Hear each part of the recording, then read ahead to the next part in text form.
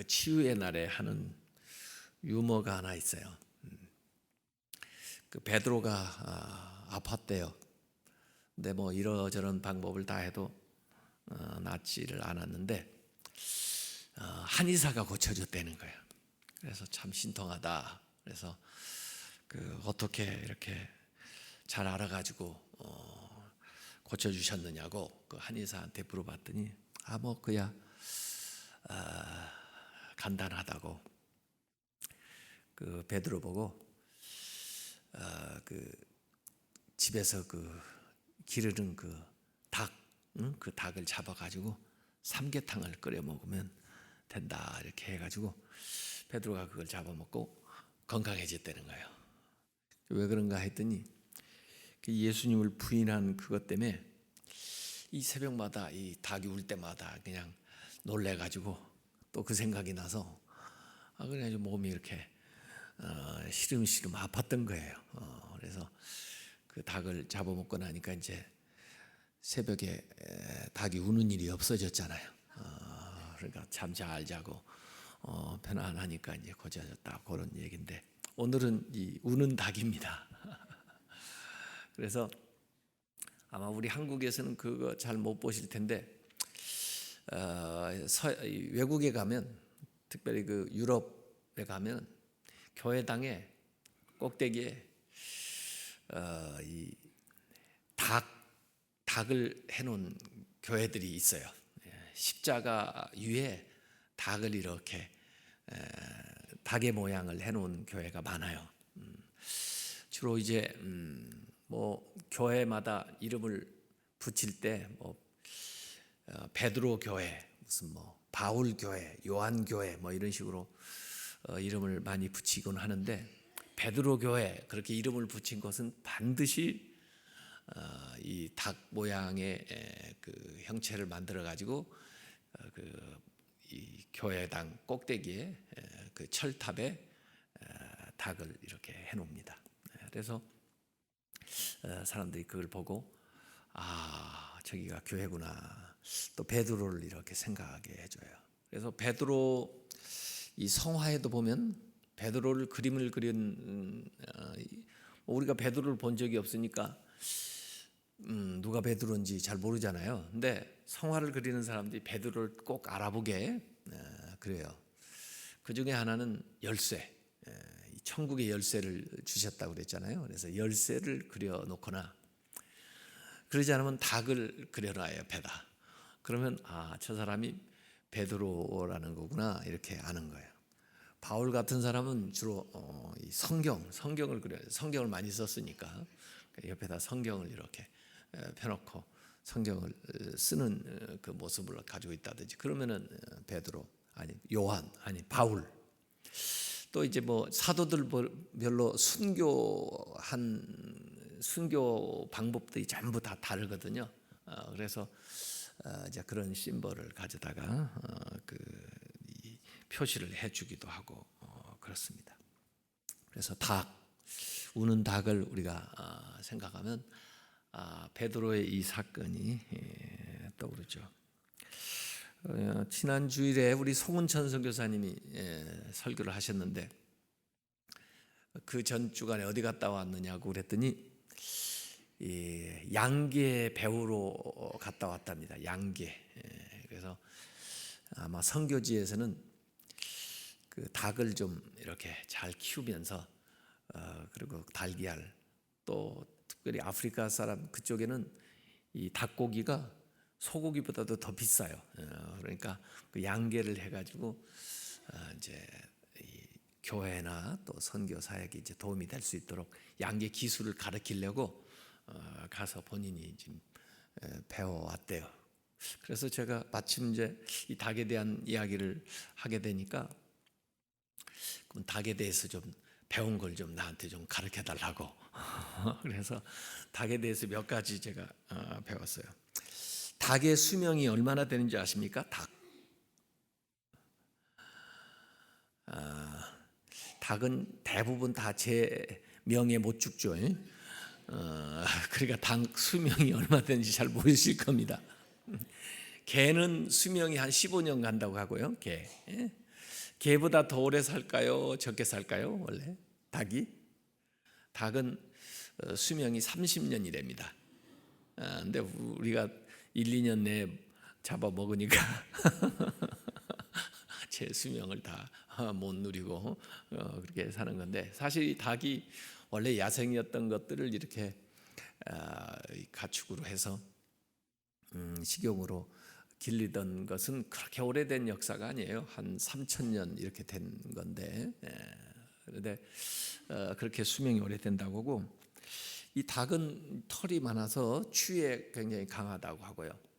그 다음에 닭은 처음부터 알을 낳을 수 있는 알의 그 알을 품고 태어난다는데 1,200개에서 3,000개의 그 알을 낳을 수 있는 능력을 가지고 태어난다고 합니다.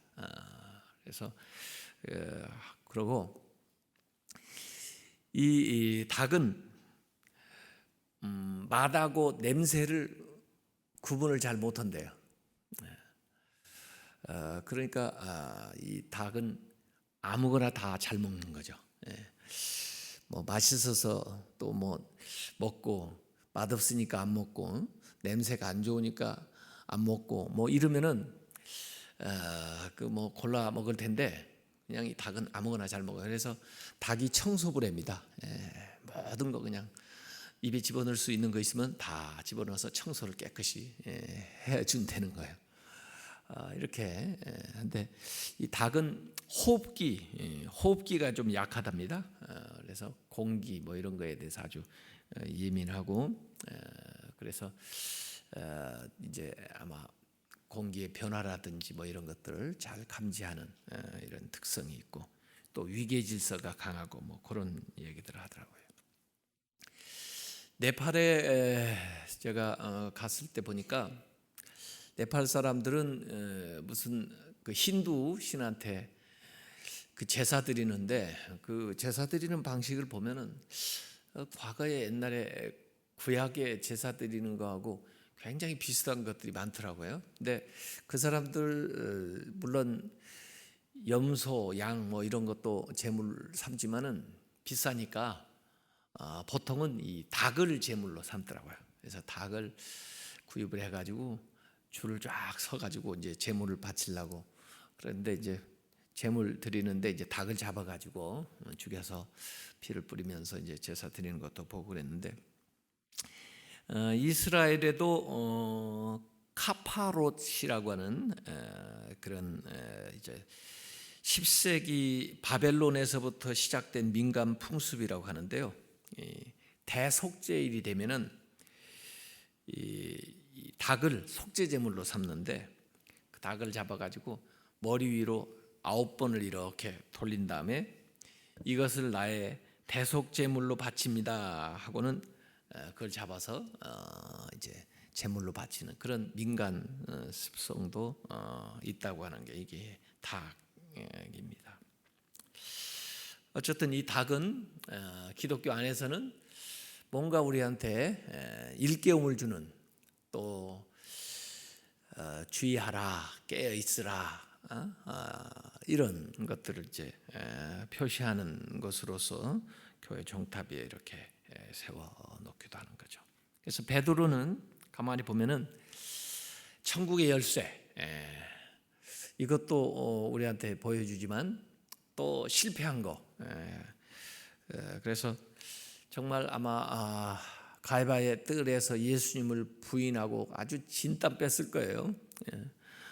아마 제가 볼 때는 지옥을 경험했을 거예요. 그래서 천당과 지옥을 경험한 사람.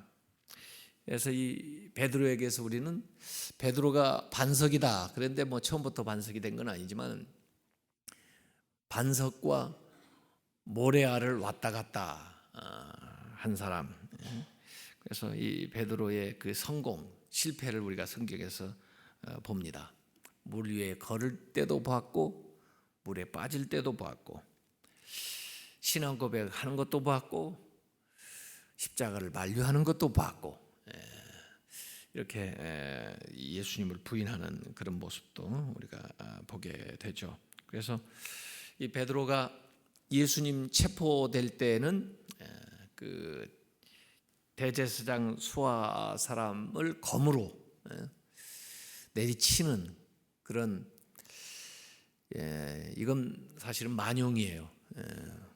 그것도 보여주고, 그 다음에 이 제사장 집에까지 따라갔다가 그 다음에 그 뜰에서 여종에게 예수님을 부인하는 그런 비겁한 것도 보여주고, 그래서 만용과 비겁 이 사이에서 왔다 갔다 하는 이런 모습을 우리가 생각을 하게 됩니다. 오늘 읽은 말씀대로 예수님께서 제자들에게 이 얘기하시죠. 오늘 밤에 너희가 다 나를 버리리라. 예수님이 두 가지 말씀을 사실은 했어요. 너희 중에 하나가 나를 팔리라. 그리고 너희들이 다 나를 버리리라. 간 사람은 이제 가룟 유다가 나서서 점집가 하고 이렇게 얘기하는 게 나오고요. 그 다음에 베드로가 나와서 다 버릴지라도 저는 주님을 버리지 않겠습니다. 이렇게 하는 그 반응이 거기에 나오죠. 그래서 가룟 유다는 위선적인 걸 보여주는 거고, 베드로는 우월감, 왜 자기 얘기나 하지 다른 사람은 다 버리더라도 나는 안 버리겠습니다. 이렇게 비교하면서 얘기하는지 모르겠어요. 자신감, 교만 이런 걸. 그래서 결국 가룟 유다는 배신하고 베드로는 부인하고, 가룟 유다는 간악한 심령이다 이렇게 얘기할 수 있고요. 베드로는 연약한 심령이다 이렇게 얘기하죠. 간악한 것보다는 그래도 연약한 것이 조금 그래도 좀 낫죠. 이 가룟 유다는 주도적으로 예수님을 등졌고, 자기가 가서 거래까지 해가지고 돈까지 받고 팔았으니까 또 데리고 와서 넘겼으니까 주도적으로 가룟 유다는 했고, 베드로는 주도한 건 아니지만은 시인할 능력이 없었죠. 자기가 예수님의 제자라고 밝힐 그런 용기가 없었던 거죠. 그래서 결국은 이제 부인을 하게 되는, 이 가룟 유다는 예수님을 팔고 후회를 했고, 베드로는 회개를 했죠. 그래서 오늘 우리가 그 대목을 조금 더 생각을 할 필요가 있어요. 만약에 여기 지금 예수님을 부인하지 않겠다 이렇게 장담을 하고 진심으로 아마 이 얘기를 했을 텐데, 그때만은 어떤 일을 당할지 모르고 아마 이런 얘기를 했을 거예요. 이렇게 결심을 했으면 바로 이어지는 겟세마네 기도, 그때 가서 열심히 기도를 했어야 될 거예요. 이런 유급한 상황이 오는 것 같은데 예수님이 이런 말씀을 하시는데, 하나님 저한테 힘을 주십시오. 제가 진짜 말한 걸 지킬 수 있게 해주세요. 배신하지 않게 해주세요. 부인하지 않게 해주세요. 그리고 열심히 아마 기도를 했으면 가능할지 몰라요. 근데 결국 바로 이어지는 겟세마네 기도에 예수님은 그 땀방울이 피가 되도록 그렇게 기도를 하는데 잠만 자고 있는 거예요. 예수님이 제자들에게 당부했거든요. 내 마음이 고민하여 죽게 되었으니 나와 함께 깨어있으라 그랬는데, 깨어있지 못하고 잠만 잡니다. 그것도 3차례나 와서 예수님이 같이 기도하자고 그러는데도 그냥 얼마나 아마 졸렸던지 잠이 쏟아지니까 계속해서 자는 거죠. 예수님이 깨어 기도하라 하시면서, 시험에 들지 않게 깨어 기도하라 하시면서 마음은 원이로되 육신이 약하도다 그러셨거든요. 그러니까 마음으로 아무리 다짐을 해도 기도하지 않으면 육신이 연약해서 넘어진다 이런 거예요. 그래서 결국 베드로의 그 실패의 이유 가운데 첫 번째는 겟세마네 기도가 없었다는 거예요.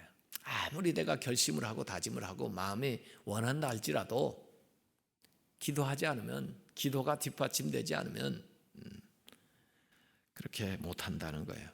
좋은 일인 줄 아는데 그렇게 마땅히 해야 되는 줄 알면서도 살지 못하는 이유는 기도하지 않기 때문에 그렇다. 이 육신을 이기는 길은 기도하는 길밖에 없다. 마음에 원하는 것, 또 바른 것을 행하는 데서도 기도하지 않으면 안 된다. 그래서 사람의 의지와 능력으로 할 수 없는 일이 많은데 기도해야 한다. 그래서 1시간도 기도 못하는데 어떻게 순교를 하겠어요? 어떻게 내가 죽을지언정 주님과 함께 하겠습니다. 그러니까 같이 순교하겠다는 건데 1시간도 깨어서 기도를 못하는데 어떻게 순교를 하겠어요? 그래서 저는 이 말씀이 새벽기도 나올 때 이 모닝콜이에요. 저를 탁 깨우는 말이에요. 어떤 때 좀 피곤하고 어떤 때 좀 게으르고 싶을 때 이 말씀이 떠오르요. 너 1시 동안도 나와 함께 깨어 있을 수 없다냐. 주님이 딱 깨어 계셔가지고 기다리는데 나와 함께 1시 동안도 깨어 있을 수 없느냐. 그러면 정신 바짝 들죠. 내일 아침에도 이 말씀을 한번 생각을 해보세요. 너 1시 동안도 나와 함께 깨어 있을 수 없느냐. 그러면 아마 정신 바짝 들 거예요. 3번 부인했는데요. 야, 이 3번 부인한 걸 잘 한번 보세요. 오늘 그 마태복음 26장 70절에 첫 번째 부인이 나오는데요. 베드로가 모든 사람 앞에서 부인하여 이르되 나는 네가 무슨 말을 하는지 알지 못하겠노라. 모든 사람 앞에서 부인을 했어요. 근데 나는 네가 무슨 말을 하는지 난 모르겠다. 이렇게 부인했는데 그 다음에 조금 더 나아가서 72절에 보면 베드로가 맹세하고 또 부인하여, 그러니까 그냥 부인하는 게 아니고 이제 맹색합니다. 그러니까 더 강하게 나가는 거죠. 맹세하고 또 부인하여. 맹세하지 말라고 그랬는데 자기 말이 안 먹히는 것 같으면 사람들이 이제 맹세하는 거예요. 맹세하는 사람 보면 자기가 신용이 없는 거예요, 사실은요. 맹세하고 또 부인하여 이르되 나는 그 사람을 알지 못하노라. 너 무슨 말 하는지 모르겠다 그러더니 못 들은 것처럼, 모르는 것처럼 그러더니 이제는 나 그 사람 몰라. 맹세해. 이러고 부인했어요. 집요하게 계속 따라붙어요. 같은 도당이라고 그러니까 74절에 다시, 그래서 70절, 72절, 74절 이렇게 가면서 얘기할 때마다 보이는 거예요. 그가 저주하며 맹세하여.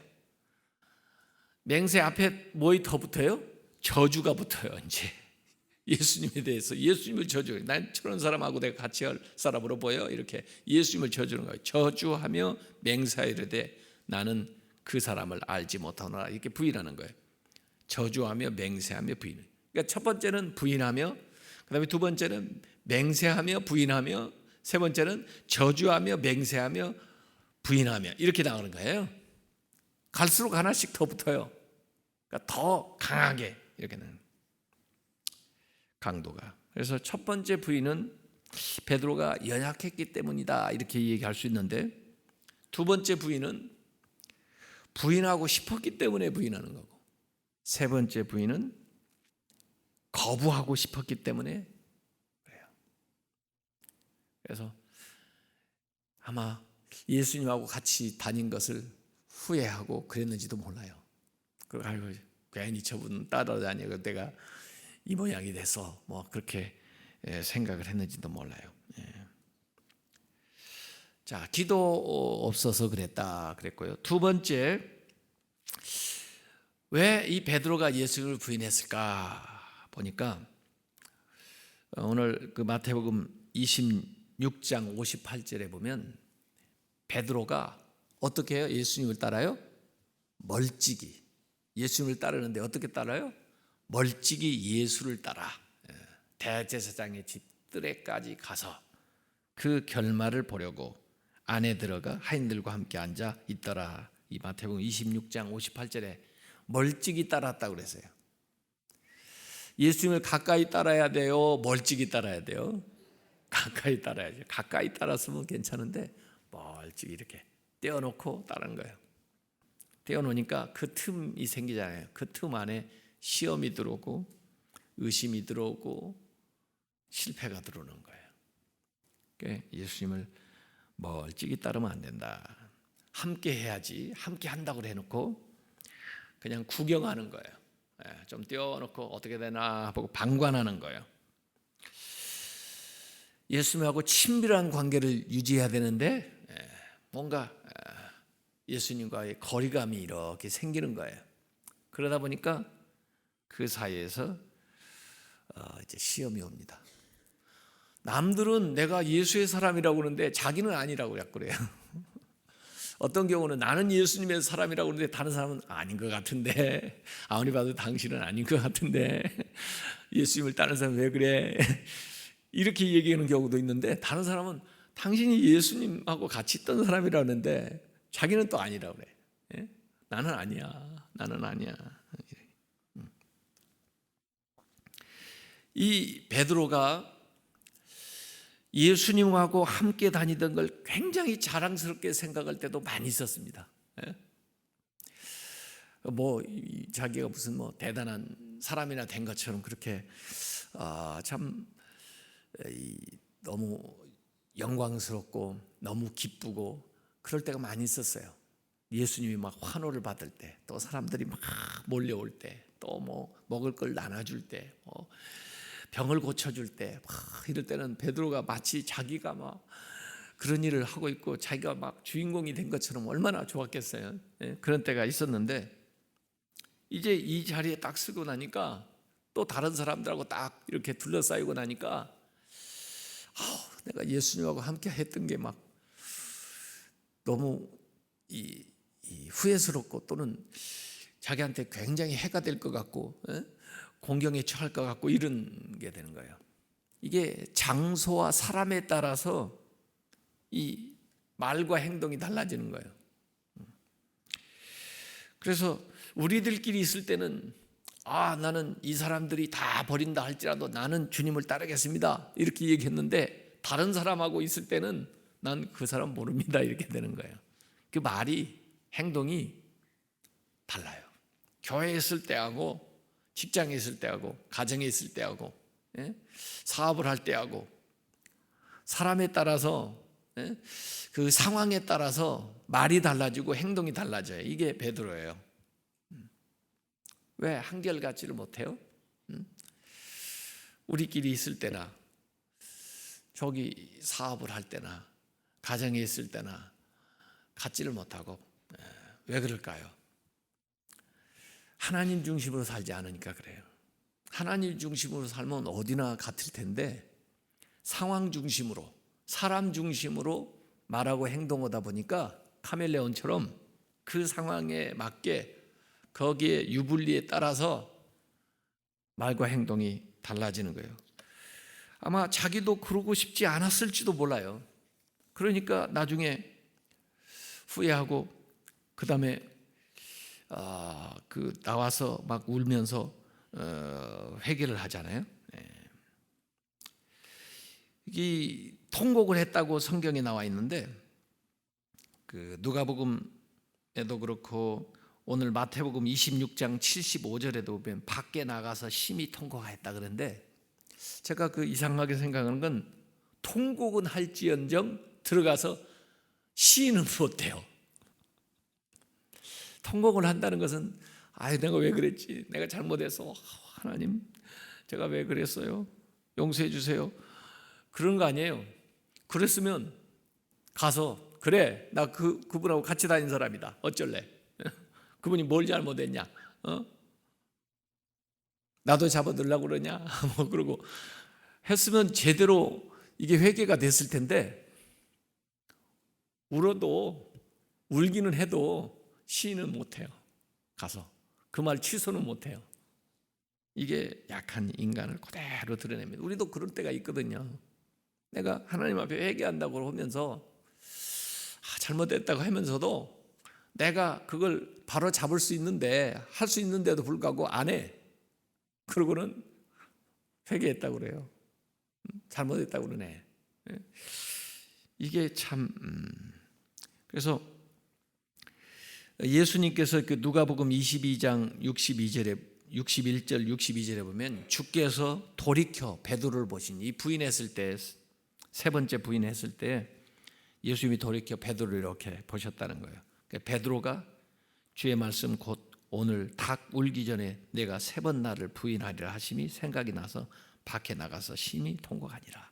그 순간에 닭도 울었지만 예수님이 그 뜰 안에서 뭐 그냥 매질도 당하고 침뱉침도 당하고 펄펄, 그래서 막 피투성이가 됐을 거고 아마 밤새 시달려서 이렇게 됐을 텐데, 그 모습으로 예수님이 이렇게 베드로를 봤는데 베드로하고 이 시선이 딱 마주친 거예요. 그 예수님하고.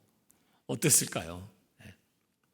귀로는 닭 우는 소리가 들리고 이 시선으로는 예수님하고 딱 마주치고, 그다음에 마음에는 예수님이 네가 닭 울기 전에 세 번 나를 부인해 했던 말씀이 확 떠오르고, 그러니까 그 시선을 피해가지고 밖으로 뛰쳐나가가지고 통곡하면서 울었다, 이렇게 얘기를 했어요. 오늘 밤 닭 울기 전에 이렇게 얘기했거든요. 뭐 오늘 내일 뭐 새벽 몇 시까지 뭐 이렇게 얘기하시지도 않고, 내일 새벽 해 뜨기 전에 그렇게 얘기하시지도 않고 닭 울기 전에 이렇게 얘기했거든요. 그러니까 이건 말이에요, 청각적이면서 아주 순간적인, 즉각적인, 딱 울 때 딱 오는 거예요.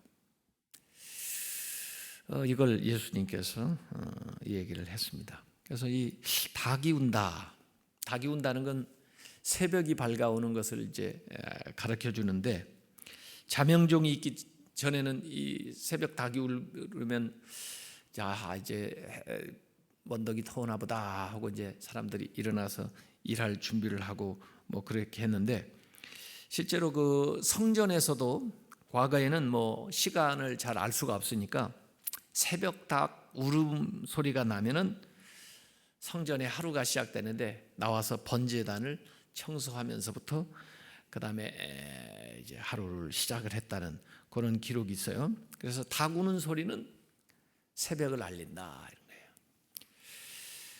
닭 우는 소리는 새벽을 알린다. 오늘 제가 마지막으로 이 얘기를 하고 싶어요. 밤이 지나가고, 어두운 밤이 지나가고 소망의 날이 밝아오는 것을 이 닭이 알리는 거죠. 그래서 실제로 우리를 깨어라, 일깨우기 위해서 이 닭의 심볼도 세우지만, 어떤 의미에서 이 닭은 새벽이 밝아오는 것을 우리에게 가르쳐주고 있어요.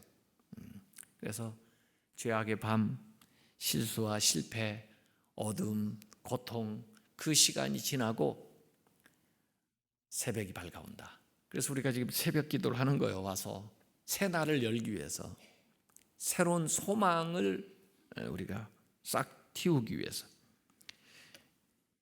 돌아가신 그 김영삼 전 대통령, 그분 그런 얘기 하셨다고 그러죠. 닭 모가지를 비틀어도 새벽은 온다 그랬다는데, 이 왜 닭하고 새벽하고 연관을 시키느냐,